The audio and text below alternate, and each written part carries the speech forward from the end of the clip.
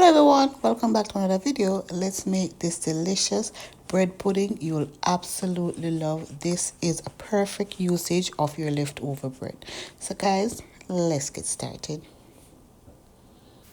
So in my bowl, I'm going to go in with 4 eggs, and I'm going to go ahead and whisk this with some lemon zest. Of course, the lemon zest is to cut that eggy taste from your bread pudding if you don't like it. If you don't have lemon zest, you could go ahead and zest an orange.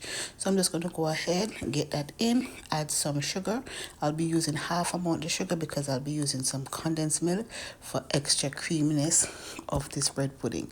So once the sugar is nice and mixed in, I'm going in with some condensed milk and some evaporated milk. I'm going to go ahead and spice this up.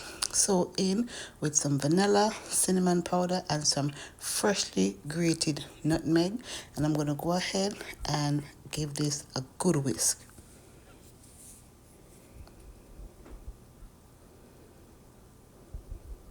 Now that's nice and combined, I'm going to go in with some of my rum soaked fruits that I have for my Christmas cake. And just because this was so good in there, and because we like raisin, we're going to go ahead and add some more raisins. If you don't like raisins, you could omit this step totally, but we love raisins, so we go ahead and add some to ours.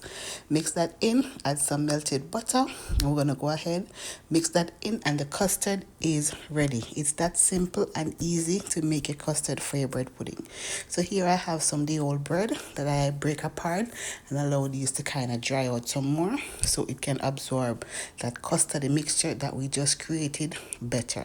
So I'm just going to add the custard, give it a good mix to combine all the dry parts of the bread, make sure none is left out. Once that's done, I'm going to sit this down for about 20 more minutes to allow the bread to soak up that goodness some more. Meanwhile, my oven is been preheated at 350 degrees and is waiting for my bread pudding. So in the meantime, I'm going to go ahead and grease my baking pan, and I'm going to grease it liberally so the bread pudding can release once it's done baking. So in with that filling, as I mentioned before, I'm going to rest it aside. Now the full measurement for this particular recipe will be linked down below, so you could go ahead and check it out. And if you like this video, give it a thumbs up, share it, leave me a comment, and I'll definitely get back to you. And I appreciate you all for always being here. Now off to rest for about 20 minutes. So this has been baking for about 40 minutes in my preheated oven of 350 degrees, and it is smelling divine. Now you want to let this cool down a bit before cutting in. I like my bread pudding a little bit on the warm side still, so I'm just going to go in and cut a nice big chunk, and I'm going to show you how I serve this up. So I serve this up with some simple vanilla ice cream and some caramel sauce on top. You could have your bread pudding just as is, but this was a perfect end to my night. This was so good.